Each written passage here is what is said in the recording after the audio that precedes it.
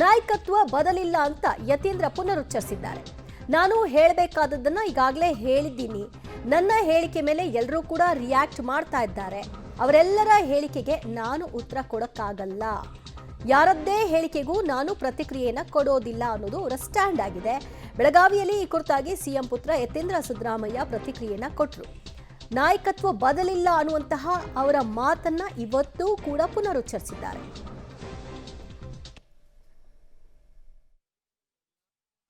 ಹೇಳಿದೀನಿ, ಯಾರದೇ ಹೇಳಿಕೆಗೂ ಪ್ರತಿಕ್ರಿಯೆ ಕೊಡಲ್ಲ ಅಂತ. ನಾನು ಏನು ಹೇಳಬೇಕು ಎಲ್ಲ ಹೇಳಾಗಿ. ಅಲ್ಲ ಸರ್, ನಾಯಕತ್ವ ಬದಲಾವಣೆ ಪದೇ ಪದೇ ಹೇಳ್ತಾ ಇದ್ದೀರಿ. ಪಕ್ಷಕ್ಕೆ ಮುಜುಗರ ಆಗ್ತಾ ಇದೆ. ಸರಿ ಹೇಳ್ಬೋದು, ಅದನ್ನೇ ಮತ್ತೆ ಮತ್ತೆ ಹೇಳಕ್ಕಾಗತ್ತೇನ್ರಿ? ಅಲ್ಲ ಸರ್, ಪಕ್ಷಕ್ಕೆ ಮುಜುಗರ ಆಗ್ತಾ ಇದೆ. ನಾನು ಹೇಳಿಕೆ ಮೇಲೆ ಎಲ್ಲರೂ ಪ್ರತಿಕ್ರಿಯೆ ಮಾಡ್ತಿರ್ತಾರೋ, ಎಲ್ರಿಗೂ ನಾವು ಉತ್ತರ ಕೊಡಕ್ಕಾಗೋದಿಲ್ಲ ಬಿಡಿ. ಈಗಾಗಲೇ ಹೇಳಿದೀನಿ, ಯಾರದೇ ಹೇಳಿಕೆಗೂ ಪ್ರತಿಕ್ರಿಯೆ ಕೊಡಲ್ಲ ಅಂತ. ನಾನು ಏನು ಹೇಳಬೇಕು ಎಲ್ಲ ಹೇಳಾಗಿ. ಅಲ್ಲ ಸರ್, ನಾಯಕತ್ವ ಬದಲಾವಣೆ ಪದೇ ಪದೇ ಹೇಳ್ತಾ ಇದ್ದೀರಿ. ಪಕ್ಷಕ್ಕೆ ಮುಜುಗರ ಆಗ್ತಾ ಇದೆ. ಸರಿ ಹೇಳ್ಬೋದು, ಅದನ್ನೇ ಮತ್ತೆ ಮತ್ತೆ ಹೇಳಕ್ಕಾಗತ್ತೇನ್ರಿ? ಅಲ್ಲ ಸರ್, ಪಕ್ಷಕ್ಕೆ ಮುಜುಗರ ಆಗ್ತಾ ಇದೆ. ನಾನು ಹೇಳಿಕೆ ಮೇಲೆ ಎಲ್ಲರೂ ಪ್ರತಿಕ್ರಿಯೆ ಮಾಡ್ತಿರ್ತಾರೋ, ಎಲ್ರಿಗೂ ನಾವು ಉತ್ತರ ಕೊಡಕ್ಕಾಗೋದಿಲ್ಲ ಬಿಡಿ. ಈಗಾಗಲೇ ಹೇಳಿದೀನಿ, ಯಾರದೇ ಹೇಳಿಕೆಗೂ ಪ್ರತಿಕ್ರಿಯೆ ಕೊಡಲ್ಲ ಅಂತ. ನಾನು ಏನು ಹೇಳಬೇಕು ಎಲ್ಲ ಹೇಳಾಗಿ. ಅಲ್ಲ ಸರ್, ನಾಯಕತ್ವ ಬದಲಾವಣೆ ಪದೇ ಪದೇ ಹೇಳ್ತಾ ಇದ್ದೀರಿ. ಪಕ್ಷಕ್ಕೆ ಮುಜುಗರ ಆಗ್ತಾ ಇದೆ. ಸರಿ ಹೇಳ್ಬೋದು, ಅದನ್ನೇ ಮತ್ತೆ ಮತ್ತೆ ಹೇಳಕ್ಕಾಗತ್ತೇನ್ರಿ? ಅಲ್ಲ ಸರ್, ಪಕ್ಷಕ್ಕೆ ಮುಜುಗರ ಆಗ್ತಾ ಇದೆ. ನಾನು ಹೇಳಿಕೆ ಮೇಲೆ ಎಲ್ಲರೂ ಪ್ರತಿಕ್ರಿಯೆ ಮಾಡ್ತಿರ್ತಾರೋ, ಎಲ್ರಿಗೂ ನಾವು ಉತ್ತರ ಕೊಡಕ್ಕಾಗೋದಿಲ್ಲ ಬಿಡಿ. ಈಗಾಗಲೇ ಹೇಳಿದೀನಿ, ಯಾರದೇ ಹೇಳಿಕೆಗೂ ಪ್ರತಿಕ್ರಿಯೆ ಕೊಡಲ್ಲ ಅಂತ. ನಾನು ಏನು ಹೇಳಬೇಕು ಎಲ್ಲ ಹೇಳಾಗಿ. ಅಲ್ಲ ಸರ್, ನಾಯಕತ್ವ ಬದಲಾವಣೆ ಪದೇ ಪದೇ ಹೇಳ್ತಾ ಇದ್ದೀರಿ. ಪಕ್ಷಕ್ಕೆ ಮುಜುಗರ ಆಗ್ತಾ ಇದೆ. ಸರಿ ಹೇಳ್ಬೋದು, ಅದನ್ನೇ ಮತ್ತೆ ಮತ್ತೆ ಹೇಳಕ್ಕಾಗತ್ತೇನ್ರಿ? ಅಲ್ಲ ಸರ್, ಪಕ್ಷಕ್ಕೆ ಮುಜುಗರ ಆಗ್ತಾ ಇದೆ. ನಾನು ಹೇಳಿಕೆ ಮೇಲೆ ಎಲ್ಲರೂ ಪ್ರತಿಕ್ರಿಯೆ ಮಾಡ್ತಿರ್ತಾರೋ, ಎಲ್ರಿಗೂ ನಾವು ಉತ್ತರ ಕೊಡಕ್ಕಾಗೋದಿಲ್ಲ ಬಿಡಿ. ಈಗಾಗಲೇ ಹೇಳಿದೀನಿ, ಯಾರದೇ ಹೇಳಿಕೆಗೂ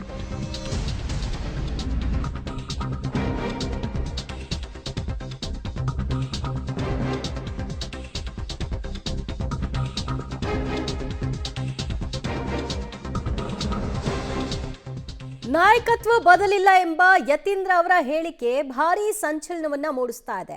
ಇಲ್ಲಿ ಮುಖ್ಯಮಂತ್ರಿಯ ಪುತ್ರ ಹೇಳ್ತಾ ಇರೋ ಕಾರಣದಿಂದಾಗಿ ಇದು ಬಹಳ ಚರ್ಚಿತ ವಿಚಾರ ಆಗ್ತಿರೋದು, ಅದಕ್ಕೆ ಇದು ಮಹತ್ವವನ್ನ ಪಡ್ಕೊಳ್ತಿರೋದು. ಇದೇ ವಿಚಾರವನ್ನ ಹಿಂದೆನೂ ಹೇಳಿರೋ ಹಾಗೆ ಇತರರು ಹೇಳಿದಿದ್ರೆ ಅದಕ್ಕೆ ಅಷ್ಟೊಂದು ಪ್ರಾಮುಖ್ಯತೆ ಸಿಗ್ತಾ ಇರಲಿಲ್ಲ. ಆಮೇಲೆ ಕದನ ವಿರಾಮ ಘೋಷಣೆ ಆದಮೇಲೆ ಮತ್ತೆ ಮತ್ತೆ ಈ ರೀತಿಯ ನಡವಳಿಕೆ ಏನಿದೆ, ಹಾಗಿದ್ರೆ ಉಳಿದವರಿಗೆ ತೆಗೆದುಕೊಳ್ಳುವಂತಹ ಆಕ್ಷನ್ ಯಾಕೆ ಯತೀಂದ್ರ ವಿಷಯದಲ್ಲಿ ತೆಗೆದುಕೊಳ್ಳಿಕ್ಕೆ ಆಗ್ತಿಲ್ಲ? ಆ ರೀತಿಯಾದಂತಹ ಆಕ್ಷನ್ಗಳನ್ನು ತೆಗೆದುಕೊಳ್ಳಕ್ಕೆ ಆಗಲ್ಲ ಅನ್ನೋ ರೀತಿಯಲ್ಲೇ ಯತೀಂದ್ರ ಮತ್ತೆ ಮತ್ತೆ ಮಾತಾಡ್ತಿದ್ದಾರಾ? ಈ ರೀತಿಯ ಪ್ರಶ್ನೆ ಸಹಜವಾಗಿ ಬರುತ್ತೆ. ಮತ್ತಷ್ಟು ಮಾಹಿತಿ ಕೊಡ್ತಾರೆ ನಮ್ಮ ಪ್ರತಿನಿಧಿ ಸುಕೇಶ್, ಯತೀಂದ್ರ ಹೇಳ್ತಾ ಇರೋದ್ರಿಂದ ಇದು ಬಹಳ ಮಹತ್ವವನ್ನು ಪಡ್ಕೊಳ್ತಾ ಇರೋದು. ಆದರೆ ಯತೀಂದ್ರ ಅವರ ಮಾತನ್ನ ಮಾತ್ರ ನಿಲ್ಲಿಸ್ತಾ ಇಲ್ಲ, ಪದೇ ಪದೇ ಅದನ್ನೇ ಪುನರುಚ್ಚರಿಸ್ತಾ ಇದ್ದಾರೆ. ಹಾಗಾದ್ರೆ ಕೆಪಿಸಿಸಿ ಅಧ್ಯಕ್ಷರು ಇತರರಿಗೆ ತೆಗೆದುಕೊಳ್ಳೋ ಹಾಗೆ ಆಕ್ಷನ್ ಅನ್ನ ಇವ್ರ ವಿಷಯದಲ್ಲಿ ಯಾಕೆ ತೆಗೆದುಕೊಳ್ಳಕ್ಕಾಗ್ತಿಲ್ಲ?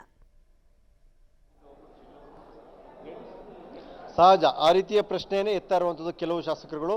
ಆದರೆ ಇದು DCM DK ಶಿವಕುಮಾರ್ ಅವರ ಇನ್ನೊಂದು ರೀತಿಯ ಸೈಲೆಂಟ್ ಮೂವ್ ಇದ್ರೂ ಇರಬಹುದು. ನೋಡೋಣ ಅವ್ರು ಎಷ್ಟು ಮಾತಾಡ್ತಾರೋ ಮಾತಾಡಲಿ ಅನ್ನುವಂಥದ್ದು. ಯಾಕಂದರೆ ಏನೇ ತೀರ್ಮಾನ ಆಗೋದು ಕೂಡ ಹೈಕಮಾಂಡ್ ಮಾಡುತ್ತೆ ಅನ್ನುವಂಥದ್ದು ಒಂದು. ಎರಡನೇದಾಗಿ ಹೈಕಮಾಂಡ್ ತೀರ್ಮಾನ ಮಾಡೋದಾದರೆ ಯತೀಂದ್ರ ಅವರ ಮಾತಿಗೆ ಮಹತ್ವ ಬರಲ್ಲ ಅನ್ನುವಂಥದ್ದು. ಆದರೆ ಬೇರೆಯವರಿಗೆ ನೋಟಿಸ್ ಕೊಟ್ಟ ಹಾಗೆ ಯತೀಂದ್ರ ಅವರಿಗೆ ಯಾಕೆ ಕೊಡಲ್ಲ ಅನ್ನುವಂಥ ಸಹಜವಾದ ಪ್ರಶ್ನೆ ಇರ್ಬೋದು.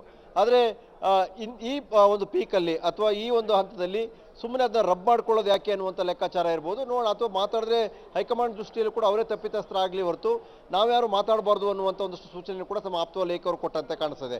ಇವೆಲ್ಲವನ್ನು ನೋಡ್ತಾ ಹೋದರೆ ಯತೀಂದ್ರ ಅವರು ಮಾತನಾಡ್ತಿರುವಂಥದ್ರ ಬಗ್ಗೆ ಶಿಸ್ತು ಕ್ರಮ ಅಥವಾ ಪಕ್ಷದ ಮಟ್ಟದಲ್ಲಿ ರಾಜ್ಯ ಮಟ್ಟದಲ್ಲೋ ಅಥವಾ AICC ಮಟ್ಟದಲ್ಲೋ ನೋಟಿಸ್ ಕೊಡ್ತಾರೋ ಅವೆಲ್ಲವೂ ಕೂಡ ನಾಯಕರಿಗೆ ಅಥವಾ ಹೈಕಮಾಂಡಿಗೆ ಬಿಟ್ಬಿಡ್ತೀನಿ ಎನ್ನುವಂಥ ಒಂದು ರೀತಿಯ ರಾಜಕೀಯ ದಾಳವನ್ನೇ DCM DK ಶಿವಕುಮಾರ್ ಮೂವ್ ಮಾಡ್ತಾ ಇರುವಂತೆ ಕಾಣಿಸ್ತಾ ಇದೆ.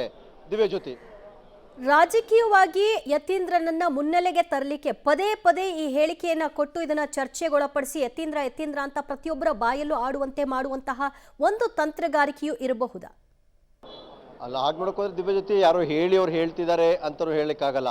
ಅವರು ತಂದೆಯ ಪರವಾಗಿ ಡಿಫೆಂಡ್ ಮಾಡ್ತಾ ಇರ್ಬೋದು, ತಂದೆ ಪರವಾಗಿ ಬ್ಯಾಟ್ ಮಾಡ್ತಾ ಇರ್ಬೋದು, ಅಥವಾ ನಮ್ಮ ತಂದೆಯವರು 5 ವರ್ಷ ಕಾಲ ಇದ್ದೇ ಇರ್ತಾರೆ CM ಆಗಿ ಅನ್ನುವಂಥದ್ದು ಅವರ ಕಾನ್ಫಿಡೆನ್ಸು ಇರ್ಬೋದು.